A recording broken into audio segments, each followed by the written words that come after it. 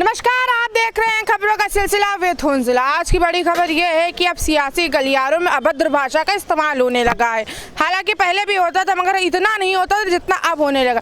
दिल्ली की वर्तमान मुख्यमंत्री रेखा गुप्ता ने उत्तर प्रदेश के पूर्व मुख्यमंत्री और सपा सुप्रीमो अखिलेश यादव पर जैसी आपत्तिजनक टिप्पणी करी, उसके बाद सपा की जो महिलाएं कार्यकर्ता है या महिला नेता जो उसमें मौजूद, उन्होंने मोर्चा खोल दिया दिल्ली की रेखा गुप्ता के खिलाफ। उनका कहना है कि एक सीएम को इस तरीके से टिप्पणी नहीं करनी चाहिए थी। जगह जगह लखनऊ में उन्होंने विरोध प्रदर्शन किए, विरोध प्रदर्शन भी किया तो बिना परमिशन के किया, जिसके बाद उन पर केस दर्ज हो गए। हालांकि सियासी गलियारों में अगर हम बात करें, सियासत इतनी सस्ती होती जा रही, वाहवाही लूटनी इतनी सस्ती होती जा रही है कि एक अफवाह या अगर हम बात करें जिस तरीके से दिल्ली की सीएम रेखा गुप्ता ने बयान दिया, टिप्पणी की अखिलेश यादव पर, हम उसको लेकर लखनऊ की जनता से जानते हैं किस तरीके से देखती कि जो नया नया मकाम मिला उसका कुछ और है या कुछ और ही बात है रेखा गुप्ता की। देखिए, रेखा गुप्ता जी मुख्यमंत्री हैं, हम लोग उनका सम्मान करते हैं, लेकिन मुख्यमंत्री जहाँ से बिलोंग करती हैं वहाँ जो है एक अनोखी परंपरा है। वो लोग एक अलग ही यूनिवर्सिटी से आते हैं, उनका विधा का अपमान करना, उनका परंपरा का अपमान करना, उनका शिष्टाचार का अपमान करना, उनका सिस्टम का अपमान करना, केवल उनको अपमान करने के लिए ही महिमा मंडन किया जाता है। हम समझते हैं कि रेखा जी ने जो अखिलेश जी पर टिप्पणी किया है, मैं एक बार देख रहा था, अगर हिस्ट्री के अगर सुर्खियों में आप जाइए तो सिकंदर को पौरुष ने बंदी बना लिया। जब उसके दरबार में सिकंदर आया तो कहा कि हे राजन, तुम्हारे साथ क्या व्यवहार किया जाए?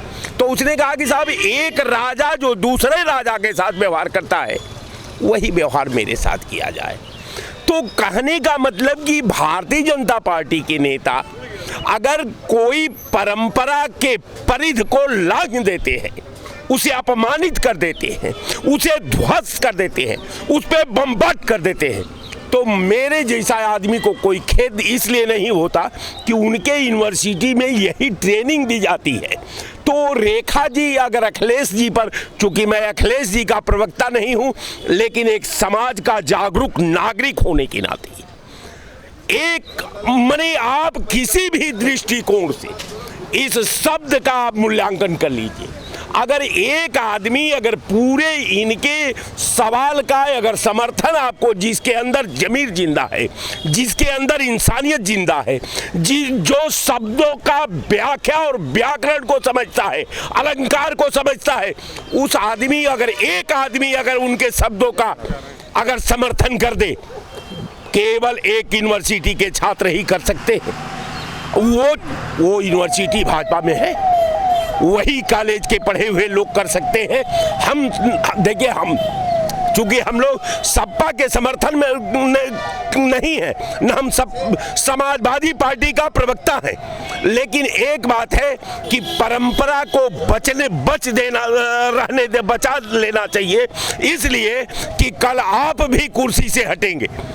ये कुर्सी जो परंपरागत जिस कुर्सी पर आज विराजमान है, ये कल कुर्सी आपके साथ नहीं रहे। भाजपा सरकार सिर्फ दूसरों पर ही तंज कसती आई है या दूसरों के या कहें दूसरे पार्टियों के नेताओं मंत्रियों को सिर्फ ऐसी भाषा यूज कर, क्या अब सियासत में वाहवाही लूटना इतना आसान हो गया है? देखिए, सियासत का जहां तक सवाल है, सियासत उसी दिन 2014 में खत्म हो गई थी, इसलिए कि डेमोक्रेसी जिसे हम लोकतंत्र कहते, जिसे हम प्रजातंत्र कहते, उसी दिन खत्म हो गई कि जिस दिन ये हुआ कि अब की बार मोदी सरकार, तो बात खत्म हो गई साहब। यानी कि अब की बार मोदी सरकार से लोकतंत्र अब केवल राजा का खिलाफत राजधर्म कहता है, राज उपदेश कहता है कि आप राजा के खिलाफ आवाज नहीं उठा सकते, आप राजा से सवाल नहीं कर सकते, आप राजा से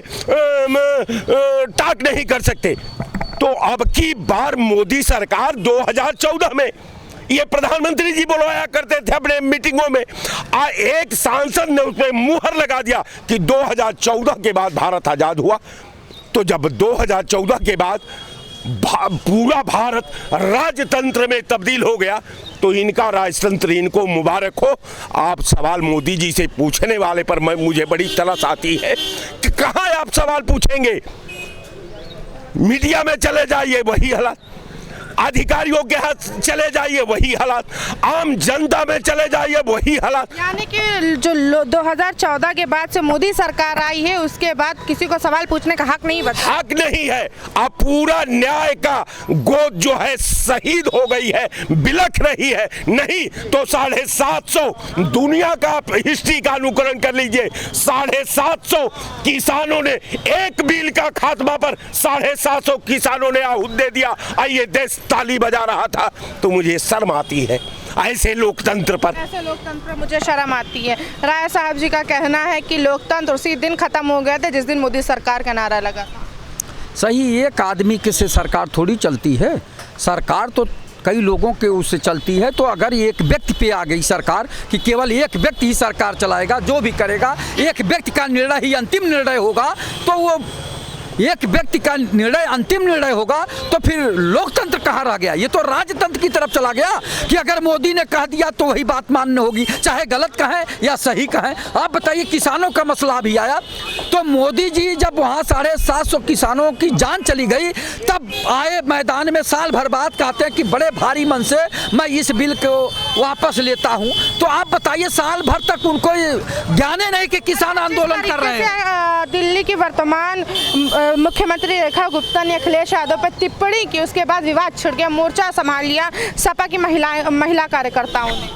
अच्छी बात है, एक पार्टी के अगर कोई मुख्यमंत्री और पूर्व मुख्यमंत्री के ऊपर टिप्पणी करता है तो ये अभद्र भाषा, यानी कि उनको क्या ही रेखा गुप्ता ने अखिलेश यादव को टोटी चोर कहा। रेखा गुप्ता जी ने कहा तो अगर टोटी चोर है तो माननीय योगी आदित्यनाथ जी को अखिलेश यादव को जेल भेजना चाहिए था, उनके घर में जो है रेड डलवाना चाहिए था, बरामदी करना चाहिए था टोटी का।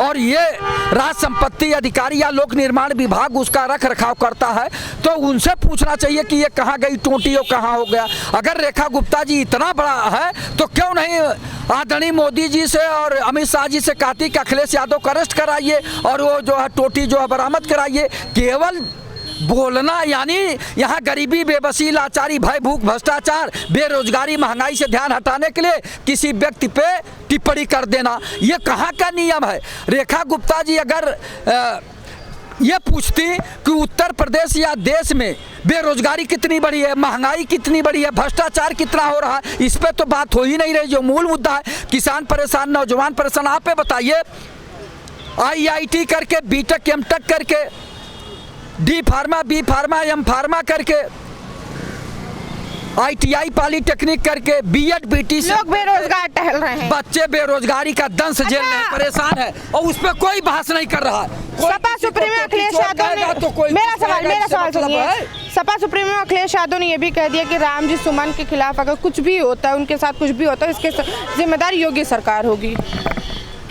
तो अखिलेश यादव जी अगर ये कहें तो कोई गलत थोड़ी कहें, चूंकि ये यहाँ की कानून व्यवस्था को देखना माननीय मुख्यमंत्री जी की नैतिक जिम्मेदारी है। किसी भी व्यक्ति को चुनौती वो लोग नहीं दे रहे, कड़ी सेना वाले, वो माननीय मुख्यमंत्री जी के कानून व्यवस्था और संविधान को चुनौती दे रहे हैं, वो राम जी लाल सुमन को नहीं चुनौती दे रहे हैं। अब योगी आदित्यनाथ जी जो माननीय मुख्यमंत्री जी हैं, इनकी जिम्मेदारी कि उत्तर प्रदेश में एक एक व्यक्ति की जीवन रक्षा करना इनका परम कर्तव्य है। और लोकतंत्र को अगर जिंदा रखना है, संविधान को जिंदा रखना है, कानून की व्यवस्था रखना है अगर सही, तो राम जी लाल सुमन नहीं, एक साधारण व्यक्ति के भी जीवन को सुरक्षा करने का उनका जो है कर्तव्य बनता है। क्या अब सियासत, या कहेंगे कि जिस हिसाब से सियासत में शब्दों का खेल बदल हो रहा है, अभद्र भाषा का इस्तेमाल किया जा रहा है अभी कुछ महीनों से, हाल ही में, क्या सियासत सस्ती हो रही है? हवाई लूटना आसान हो गया क्या सियासत? राजनीति में बहुत ही गिरावट आ गई है। ये अब अफसोस करना पड़ता है कि ये राजनीति कहाँ जा रही है। राजनेता कब क्या बोल दे रहे हैं, यानी मर्यादा तो भूल ही गए कि क्या बोलना है क्या नहीं बोलना है। जो भी आया वो बोल दिया। क्यों बोल रहे हैं? चूंकि कानून उनके ऊपर शिकंजा नहीं कस रहा है। इस तरह की भाषा अगर कोई मुख्यमंत्री बोलता है या कोई मंत्री बोलता है या कोई सांसद बोलता है, सदन में ये कि जो है सांसद ने किस तरह की भाषा का प्रयोग किया था, और ये विधानसभा के अंदर अगर कोई बोलता है तो उस पर लगाम लगानी चाहिए। लेकिन कहाँ है? तो ये राजनीतिक गिरावट है। राजनीति में इतना गिरावट तो अभी तक देखा नहीं गया। ये इसका स्तर गिरता जा रहा है और ये राजनेता अपने को वाहवाही लूटने में अनाप शनाप की भाषा बोल रहे हैं। ये आने वाली पीढ़ी क्या सोचेगी इन राजनेताओं का कि राजनीति में इतनी गिरावट, इतना जो है इसका स्तर गिराते जा रहे हैं, बोलने चाहने की भाषा एकदम गिरा दे रहे हैं। राजनीतिक स्तर क्या गिरता चला जा रहा है भाषाओं का, या किसी एक पूर्व मंत्री या वर्तमान मंत्री का मर्यादा गायब होती जा रही, क्या सम्मान नहीं बचा है अब? मुझको तो लगता है ये अब सरकारें ऐसे ही चला करेंगी, पोस्टर वार या मुंह जबान के माध्यम से अपनी जो भाषा शैली इनकी है। रेखा गुप्ता की एक गाली किलर मुख्यमंत्री हैं, ये गाली किलर मुख्यमंत्री हैं, और कहीं ना कहीं टूटी चोर की बात कर रही हैं। जो उनसे जुड़े सफाई कर्मचारी हैं या जो उनकी देखरेख करते हैं, उन्होंने बात को बिल्कुल खुलासा कर दिया था जब इन पे ये इल्ज़ाम आया ये टूटी चोर है। तो उन्होंने कहा ऐसी कोई बात नहीं है, टूटियाँ जहाँ थी वैसे ही हैं, कोई चोरी चीज़ नहीं हुई है। मगर भाजपा को सिर्फ अपने एजेंडे को चलाने के लिए चाहे किसी प्रकार का झूठ हो वो बोलेंगे ही बोलेंगे। अब मैं बताता हूँ चोर कौन है। अरे समाजवादी पार्टी चोर नहीं है, सबसे बड़ी चोर तो बीजेपी की, और आप खुद मुख्यमंत्री जी हैं। आपने अभी दिल्ली चुनाव जीता और चुनाव से पहले ये कहा कि महिलाएं रजिस्ट्रेशन करा लें, हम जो है 2500 रुपये प्रति महिला देंगे, न वो दिए। गैस आपको 500 रुपये देंगे, वो नहीं दी। जो भी वायदे किए क्या इन्होंने पूरे किए? तो ये चोर खुद है और दूसरों पे सार्वजनिक तौर पर नेताओं मंत्रियों की भाषा तय कर देनी चाहिए, मर्यादा तय कर देनी चाहिए। नहीं, ये जब तक बात देखिए, कोई और पार्टी में तो है ही नहीं ना ऐसी बात। चाहे वो कांग्रेस ले लीजिए, सपा ले लीजिए, कुछ थोड़ी बहुत होता है। वर्तमान में जो सत्ता में सरकार है उसकी भाषा अभद्र होती जा रही है भाषा। और जिस बोतल उठा रहा है, आप कहीं और चलेगा, हमारा भी ध्यान भटका। नहीं, हमारा नहीं, आपका ध्यान नहीं भटका रहे मैम, पैसे बचा रहे देश के।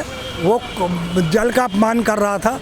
मेरे कहने का मतलब ये है कि आपके जब तक भाजपा रहेगी ये इसी एजेंडे पे चलेगी, झूठ के एजेंडे पे, नफरत के एजेंडे पे।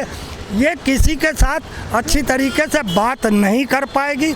और कोई सवाल हो तो और कोई सवाल ये है कि मेरा जिस तरीके से भाजपा एक दूसरे मंत्री नेताओं पे टिप्पणी करता है, क्या शोभा दे रहा है सत्ता में होकर इस तरीके से भाषा इस्तेमाल करना? मैंने कहा ना, ये तो इनके आचरण में है।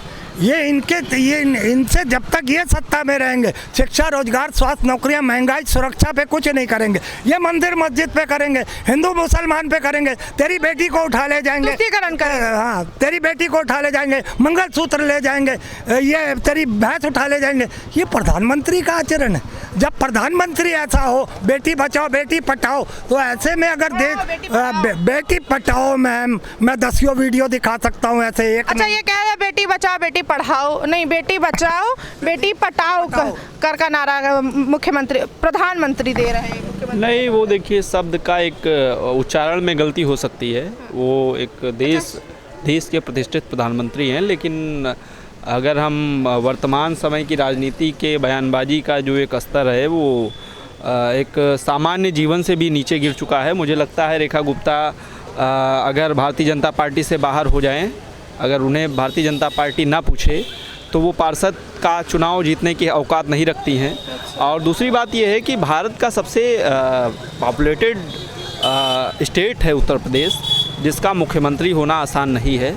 और उसके बारे में इस तरीके से गैर मर्यादित भाषा का, बयान का, टिप्पणी का बोलना मुझे लगता है कि बड़ी शर्मनाक बात है, और मैं इसकी कड़ी निंदा करता हूँ इस उत्तर प्रदेश का नागरिक होने के नाते।